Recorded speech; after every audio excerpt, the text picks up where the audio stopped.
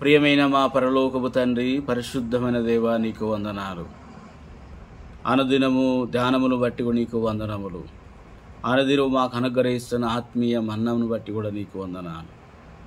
August 8వ తేదీ నాడు దైవజనుడు బక్సి అంకుల్ గారి ద్వారా అనుగ్రహించిన ఈ శుభ సందేశముల ద్వారా ఆగస్టు 8వ తేదీ నాడు మందరితో మీరు మాట్లాడమని యేసునామమును ప్రార్థించి వేడుచున్నాము తండ్రి, ఆమేన్.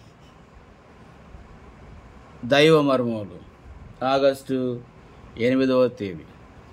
రాజు క్రోధము మరణదూత, జ్ఞాని అయినవాడు ఆ క్రోధమును శాంతిపరచును. సామెతల గ్రంథము 16వ అధ్యాయం 14వ వచనం. బలమైన శక్తిగల దేవుడు తన ప్రజల మధ్య నివసించగలడు.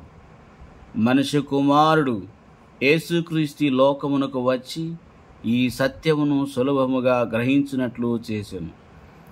ఆయన మన మధ్యను మనలోను నివసించుచున్నాడు కనుక మనము ఇరుకులో పడినప్పుడు మన ప్రశ్నలన్నిటికీ ఆయన ఉత్తరం ఇచ్చును.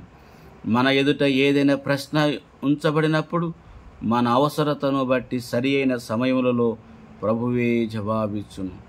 తనకు కలిగిన కలభావం వివరించని ఎడల బబులోను జ్ఞానులందరూ చంపబడవాలని రాజు ఆజ్ఞేయుండెను. దానియేలు 2వ అధ్యాయం 12వ వచనములో బబులోను అధికారులు ఏ విధముగా దానియేలును తన స్నేహితులను చంపనని ఆశించిరి.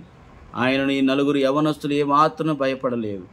వారి విశ్వాసంతో ప్రార్థించ మొదలుపెట్టిరి. దాదాపు దానియేలు గ్రంథం 2వ అధ్యాయం 16 నుంచి 18వ వచనం చదివినట్లయితే ఆ 4 కలిసి ప్రార్థించినప్పటికీ కలభావమును దేవుడు దానియేలుకు బయలుపరచెను. కానీ 4 ఏకమనసుతో ప్రార్థించిది జయ జీవితం అనుభవించాలని మనము మన తోటి విశ్వాసులతో ఏకత్వం కలిగి ఉండవలెను. అట్టి కృపను దేవుడు మనందరికీ అనుగ్రహించునుగాక. ఆమేన్.